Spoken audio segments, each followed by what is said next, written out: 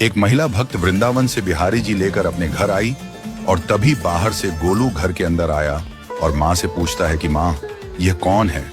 तो मैया ने बोला, ये भगवान हैं और ये ही हमारे मालिक हैं।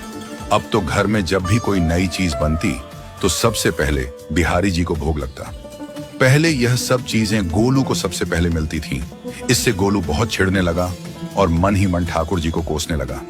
एक दिन गोलू की माँ काम पर जाते समय बोली, गोलू, यमुना जी से मटके में जल भर कर लाना। जब गोलू पानी भरने के लिए जाने लगा तो जाते जाते बिहारी जी को कहने लगा, खाने के लिए तो सबसे पहले तैयार रहते हो, लेकिन काम तो मुझे ही करना पड़ता है। अगर यहाँ रहना है तो काम करो। कहकर गोलू यमुना जी से जल भरने के लिए चल पड़ा। गोलू जब यमुना जी में जल भरने लगा तो उसने देखा कि यमुना जी के अंदर बिहारी जी विराजमान हैं और कह रहे हैं, ला गोलू, घड़ा हम भर देते हैं। गोलू उनको देखकर हैरान हो गया और बोला, नहीं नहीं, मैं अपने आप भर लूंगा। लेकिन ठाकुर जी ने उसके हाथ से घड़ा ले लिया और भरकर घर ले आए। गोलू घर आकर डर रहा था कि अगर माँ को पता लगा कि मैंने ठाकुर जी से काम करवाया है तो आज मेरी पक्की पिटाई होगी। माँ ने घर आकर बिहारी जी को गीले कपड़ों में देखा तो एकदम से हैरान हो गई और कहने लगी कि गोलू, ये जरूर तेरी शरारत है, जरूर तूने ही इन पर जल डाला है। गोलू ने अपनी माँ को समझाने का बहुत प्रयास किया, लेकिन माँ ने उसको डांट कर चुप करा दिया और ठाकुर जी के भीगे हुए वस्त्रों को बदलने लगी।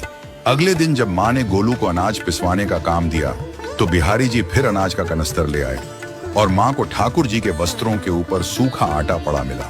तो माँ ने फिर गोलू को डांटा कि तुझे पता नहीं कि ये हमारे भगवान हैं और तू भगवान के साथ शरारत करता है। आज तूने फिर इनके ऊपर आटा फेंका है। तो गोलू शपथ लेकर कहने लगा, नहीं माँ, मैंने कोई शरारत नहीं करी है। ये तो मेरे हाथ से गेहूं का कनस्तर लेकर खुद पिसवा कर आए हैं। गोलू की माँ आज बहुत गुस्सा हुई। अगले दिन फिर माँ बोली, बेटा गोलू, आज तुम्हारे बाबा बाहर गांव से वापस लौट आएंगे। बस आज का ही काम है, तुम जंगल से थोड़ी लकड़ियां ले आना। गोलू फिर डर गया, कहीं ठाकुर जी फिर मेरे पीछे ना आ जाएं। गोलू ने माँ को बोला कि मैं चला तो जाऊंगा, लेकिन बिहारी जी को समझा लो, वो मेरे पीछे ना आई। उसकी माँ हंसकर बोली, हाँ समझा दूंगी, तुम जाओ तो सही। गोलू जल्दी जल्दी लकड़ियां लेने जंगल में चला गया और माँ काम पर चली गई। लेकिन उस दिन माँ काम से जल्दी वापस आ गई और देखा बिहारी जी अपनी चौकी पर विराजमान नहीं है। वह तो एकदम से घबरा गई कि कहीं गोलू की शरारत तो नहीं। वह भागी भागी जंगल की तरफ गई। तभी उसने देखा कि गोलू के साथ एक इंसान लकड़ियों को लेकर घर आ रहा है। गोलू की माँ यह देखकर हैरान हो गई कि यह तो बिहारी जी हैं। ये क्या हमारे भगवान हमारा काम कर रहे हैं? इसका अर्थ गोलू ठीक कह रहा था।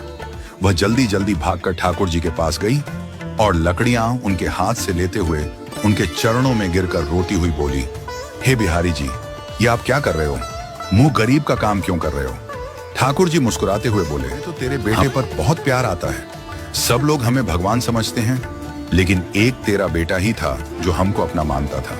अपना मानकर वो हमें डांट भी देता था, हमारे साथ गुस्सा भी करता था, और जो हमें एक बार अपना मान लेता है तो हम उसके मान के लिए उसके ही हो जाते हैं।